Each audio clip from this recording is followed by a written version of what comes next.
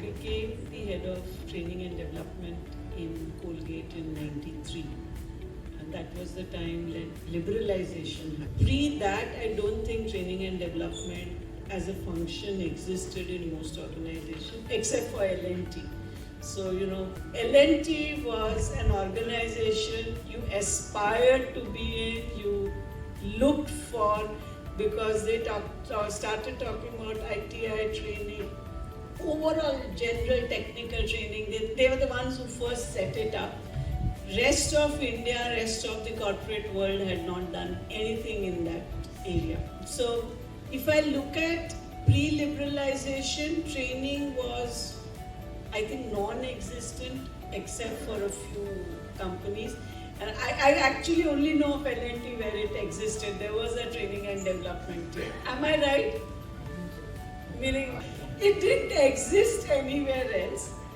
And post, because of liberalization, because of the skills required, because of the first time, I think in '93, '94, the corporate world started seeing attrition, right? Because the multinational companies were coming in, they were setting up, so there was obviously movement of talent, attrition was happening. The concept of training got strengthened. The concept of I need to do skill building got introduced, but it was still, very classroom based.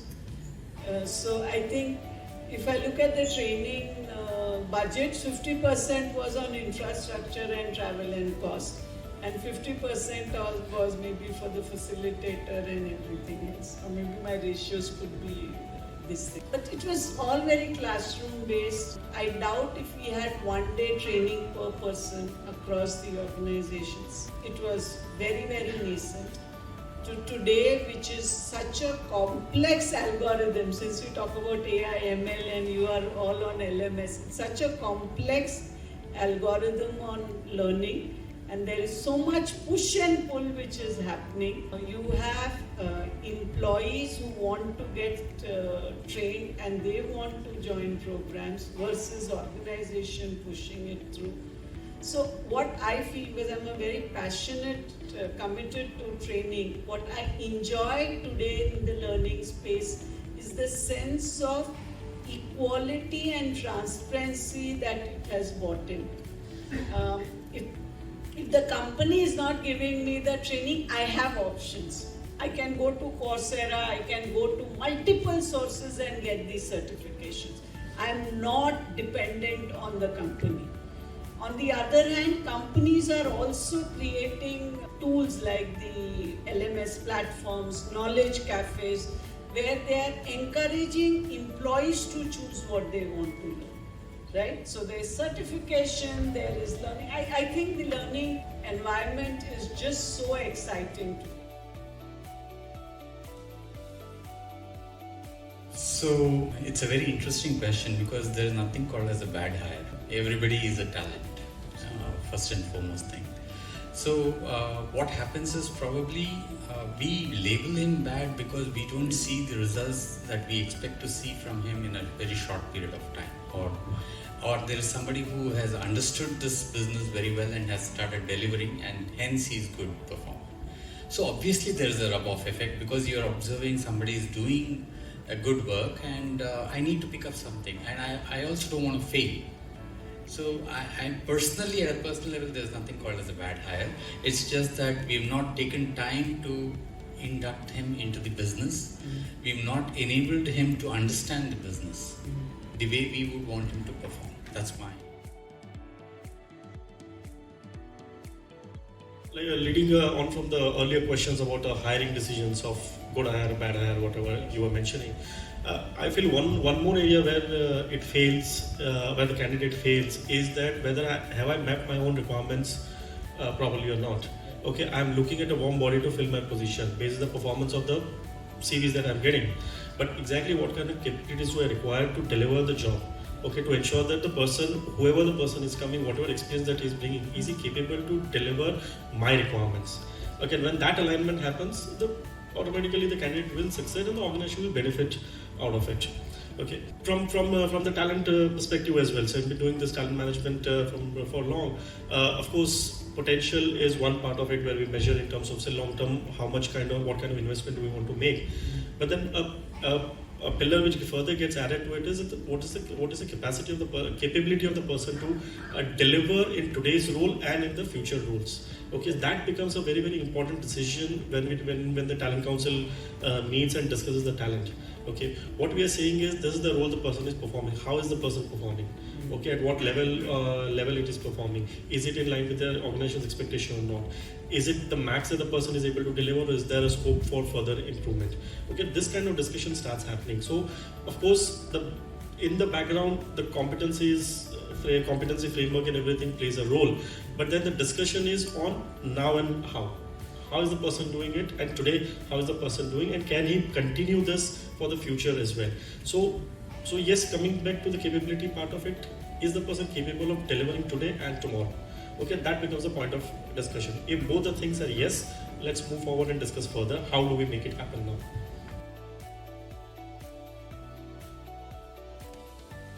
Representing one element of diversity, which is gender, right? I started work in 1985, where at that point of time there were very few women working in the corporate world, and I think till 2000 you really had very limited women participating in the managerial leadership role.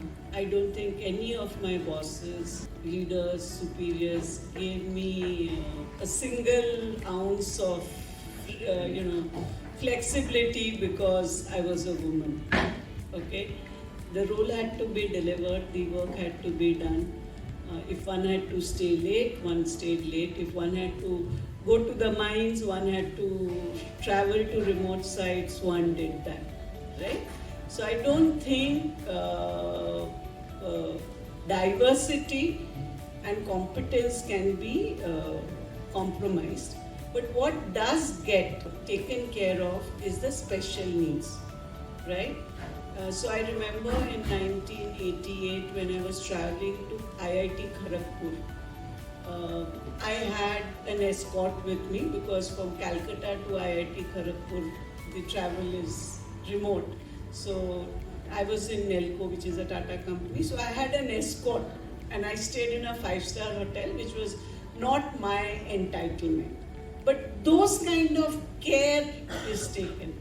I recently talked about Organ Vastu itself, where we've hired a couple of kids who are challenged in hearing. They are a little slow in understanding the process, but so one is giving them the choice of time. The managers have been taught to how to communicate and to be patient, but where accuracy is concerned, there is no compromise.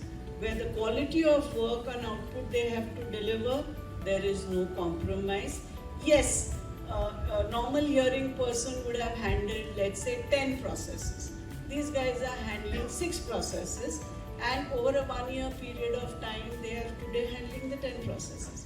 So diversity does not mean competence and capability will get compromised. Yes, sir. So I have a slightly, whilst I'm in full agreement with her, I will bring in a slightly different perspective to that. According to me and based on something that I've read on Harvard Business Review, there are 2 types of diversity. One which is inherent and the other one which is acquired. And inherent is what you gain by birth, which is gender, ethnicity, sexual orientation and so on and so forth. So majority of social acceptance is based on your inherent one. But when it comes to the professional side, I think there is a lot of dependency on your acquired diversity in terms of what kind of experience you have previously. Is it, do you have a certain experience of a particular geography, a particular industry, and so on and so forth. So typically, one of the things that the article also says is, if there is a diverse workforce that is there in the organization, 45% of the times they've seen that these guys, or there's a 45% upside of market share that they get. Yeah. Plus, 75% of the time, or there is a 75% chance that they have acquired new markets or built in new products. So that's one. And then I've added a third dimension to this, because you may hire diverse workforce, but if the organization is not willing to listen to them, if it's of no use having a diverse workforce. It's got nothing to do with competency of those persons. It's just your willingness to use their capabilities or whatever they have acquired as diversity. So agree to both. One is competence and capability cannot be compromised just by following the numbers in terms of diversity that the organization is looking at. One, very very clear about that. The other part, which what Kashyap was mentioning, that see, we like it or not, but many a times in many roles when we hire people, okay, so say for especially in my organization, which is completely sales driven organization, sales dominated organization, we want sons of soils to join us. They know the region, they know the culture well, they know the people well, they'll become better salesmen in their own territory. That in a way is diversity. I'm ensuring that I'm getting that local flavor in my organization. That is a diversity. I'm hiring a talent. What for I'm hiring the talent? What is the kind of skill set that I'm looking at? Okay, if I'm considering that itself brings in the diversity when it comes to the capability side of it. I'm hiring diversity from a capability point of view and not from a people perspective or a specialized requirement perspective. I want innovation to happen in my organization. I have to target a particular segment. Okay, a segment, when I say people coming from a particular age group, particular experience, particular industry, that itself is promoting diversity. But if my focus is capability first and not the other way around, if I go other way around, there'll be wrong decisions which will happen. Today there is a lot of awareness on well-being of people, especially, I'm sure all large organizations have a team which looks after the well-being of the employees. So I don't think it's anyway a new thing or something that, and in fact in smaller organizations there's a lot of closeness amongst people that you always consider well-being as a hygiene and you provide it. So I don't know if there's a lot that is being talked about well-being in terms of decision making, but most of the times and most of the organizations that I have been with, well-being has been on the top of the management to look at how people are taken care of. And of late, I think there is a lot more SOPs that are being offered to women employees, especially after their maternity and so on. So all these are adding on to people contributing very well. And I think going forward, the way people are going to work is looking at how this organization is going to balance things out in terms of well-being and productivity. So that's also because a lot of people who have seen the recent times, especially women, they're not so very particular about their well-being being taken or being the focus of all decision making. They're also very competitive. They want to challenge people. They want to ask tough questions to the management. So I think I see a balance, and I'm sure we are progressing very well on this front. I don't think there is anything that needs to be done more or anything that needs to happen. Yes, there could be some places where there are people or the organizations which are in an evolution or a middle of evolution. There needs to be some effort put in there, and I think there's the entire world of consultants and external help that is available on that. Okay, so let me first put the construct in terms of well-being. Well defined physical well-being and mental well-being. Physical well-being, people don't want the organization to handhold them and make them do exercise and all. You provide them resource, they utilize the resource. That's it. That's where the physical well-being part stops. Mental well-being becomes very very crucial. It goes much beyond the resources side of it. It's all about the ecosystem created in the organization. Okay, what's the kind of your work culture? Okay, when I talk about work culture, it is like office timings, or it could be in terms of involvement in things, the way your job deliverables have been defined. Okay, now all those things leads to the mental well-being part of it. And all the term which I'll use here is that the mental well-being will be placed once the psychological safety is created. If I know that I'm in a safe environment, whatever I do, whether it's right or wrong, whether it's working, not working, but it's a safe environment to try, my mental well-being automatically will be high. Okay, I know that the organization is there to back me. it's not going to distress me. It's not going to cause me stress, and I'll be thinking about it after going back from the office. Okay, so now that is a very, very larger piece when we are talking about well-being, and it's a problem which can't be solved by any vendors and coming some sessions on stress management and all that. It's not going to solve. It's a manager behavior which needs to be corrected. So office space which needs to be corrected. So policies which needs to be corrected. Okay, and at the end of the day, the kind of messaging that we're giving to our employees throughout again and again through formal and informal channels, that yes, we are there with you.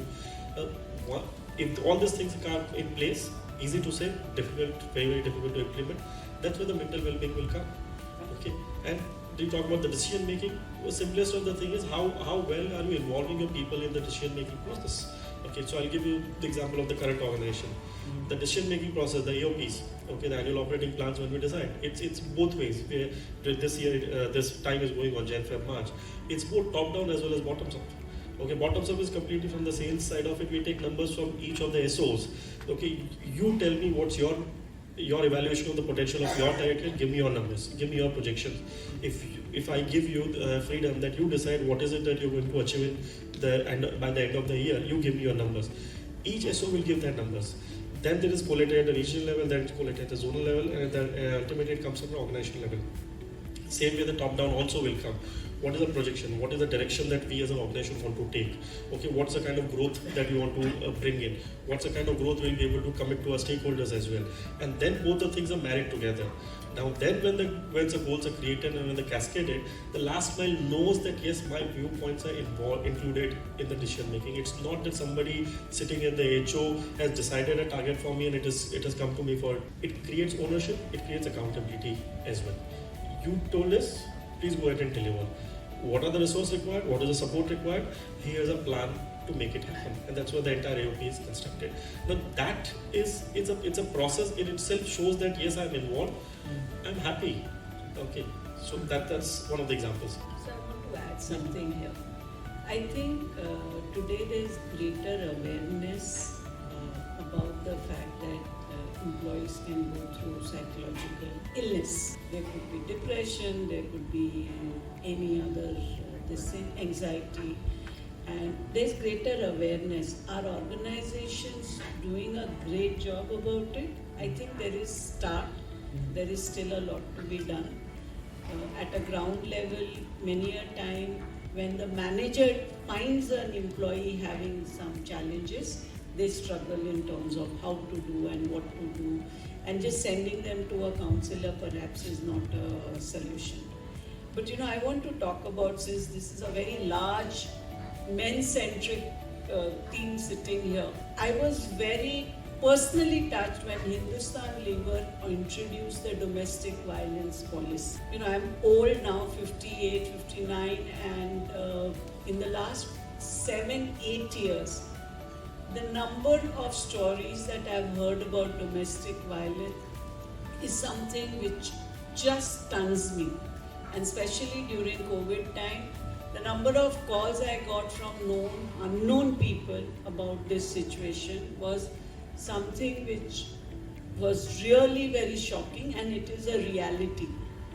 And I'm not sure how many of you know, Hindustan Lever has a policy on that if you are having a tough time at home, we will give you 15 days stay and we will take care of this. And something like this to happen, I think it's credible that corporate India is thinking about something. So it's there, mental illness is there. Deepika Padukone talks about it and has made a lot of awareness about it, but we still have a long way. First is, I think there needs to be transparency, and that's what all organizations are trying to build into their systems, whether it is in terms of the performance bias or recency effect. So there's a lot that has gone into in terms of documenting the goals and how the performance is getting measured, so that there is very little that is left to subjective. There has to be subjective interpretation and this thing from the manager, but there is data available. So that's the first step of removing any bias. And I think today, to a large extent, where there are large workforces, right to the last man standing, there is a KRE. There are numbers that are put into it. There are managers who are equipped to handle and counsel feedback, giving feedback and how it is to be given. So there is a lot that has been, ironed out on that. Coming to the other biases that exist, I think there's still some places to go in terms of giving a fair salary to the women folks. So there is that disparity that still exists, and that needs to be handled. I think there is a lot of work that is being planned around it, and a lot of places where, in terms of the nicheness of the capability and the requirement, there is a lot of equality that has come in. And there are a lot of places where there are also the bias doesn't exist at all. So it is really circumstantial in some cases. But other than that, I think as we go into the automated stuff, and that's where I think a lot of organizations are investing on technology for monitoring various performance parameters, behavioral parameters of the manager and his folks. All of that is getting documented in some way or the other, so it kind of helps in reducing the bias. And I'm personally coming from a large organization space. I'm sure there are organizations which are in the mid sector where there could be biases, and there needs to be a lot of work that is. Not about the capability part of it when it comes to a challenge. The challenges are very basic. Okay, I'm not here to leave my candidate. Okay, then the person can be very well suited for a cross-functional role, but I don't want to leave that candidate. That's the kind of challenge. Okay, the second part is on the other side, the candidate himself is not ready to try out an experiment. Though the entire leadership team has believes that yes, person can do very well. So this was a recent example which happened. A great sales guy, okay, who joined us from a management trainee a few years back, an excellent sales guy. We want to give him opportunity to move into a marketing team, brand team, become a brand manager. The person is elected, no, I'm doing so well in my sales, I don't want to take a risk and start something new again. Okay, all my 5-6 years of efforts will go into waste. Now that's a challenge again. Okay, the organization is ready to back them up, but it's not happening. Okay, now here is where the role of the manager becomes very, very crucial. One is a mindset of understanding that we are, at the end of the day, we are part of the entire larger organization and not my department or your department. Okay, so that one is that this person is an organizational resource. So what we have also done in the organization is that senior manager and above, everybody is considered as an organizational resource. They are not your departmental resource. So even in the performance appraisal process, the final calibration will happen with minimum of 3 HODs coming together. Okay, not the entire leadership team, but minimum 3 HODs, cross-functional HODs will come together and decide the calibration for senior manager and above folks to ensure that there is no functional manager bias coming into the picture. Okay, and the second part from a individual point of view, is there a continuous career conversation happening with the person? Okay, now that's where the role of people like me who handle learning and development, talent management, are we facilitating those conversations enough? For a managers and between a manager and employee, have continuous conversation, not on a performance part. Performance you do, but 20% add those future developmental conversations as well. What next? What more? What are the opportunities available? What can you explore more? Having those conversations will give that confidence in the person as well that yes, I can try out this as well. Now that is something which will help avoid these challenges during the talent decisions or succession plan, creation of succession planning. We have people who are ready to let go of people, and there's people who are ready to accept newer challenges and try out new things. What about your take on this? So I'm going to give a different perspective, not an organization perspective. I think today managers, leaders, HR is scared about what the employee will say in Glassdoor ambition box.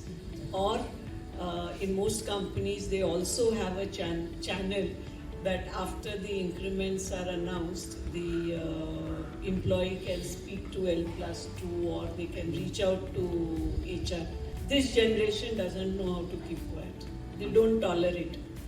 They either, so they will speak up and they will exit. So I think whenever I deal with the leadership team, what I am always amazed with, earlier on it would be, yeah, let's forget it. but they are very alert to what is being said on LinkedIn, what is being said on Facebook, what is being said on this. So there are a lot of policies which are defined, but yet people speak up. And the overall sense of discussion and ensuring that biasness is not there. The fact is, we are human beings, there will be a certain level of bias. But the kind of command and control organization that we've grown up with today, which is a lot more open, and a young management trainee can walk into the MD's office and give his 2-bit and walk out. And he won't care a damn, right? So that's the kind of an extreme I'm talking about. So the level of biasness is definitely reduced. There's a lot more open discussions which happen, is what my sense is. Addition to what both of them have said, I think there is a lot of challenge with the new generation. They are very clear what they want. Mm-hmm. So, for example, I've heard stories where sales executives have, actually relinquished promotions, saying that they earn better incentives as salespeople rather than as managers. So that's also another challenge. That they are happy being Sachin individual, Tendulkar. yes. They don't want to be Yes. captains. Even Sachin Tendulkar relinquished captaincy. I just had a comment on what the discussion was on that, specifically with respect to the biases. There are 186 cognitive biases. And supposing we pick one, like the halo effect, which is getting excessively carried away just because, let's think of a professor who is marking 10 questions. And the first question and the second question are outstanding. The tendency is that 3 to 10 will also get high scores. But one method which I'm suggesting is that compare question 1 with all the people in the cohort with question 1, then take question 2, compare them all. The possibility of halo effect is going to be lesser. So there are techniques. The other point I'd like to make, which you probably alluded to, was about the DEI and capability. Now, it's very sad that in India today, 25% of less than 25% of the working population is. Saudi Arabia has started allowing women to drive in 18 or 19. They have a greater percentage of women in their working population. The point I'm trying to make is there could be a huge infusion of capability by getting women into the workforce, which will change the entire GDP kind of structure or the GDP aspirations of India. Absolutely.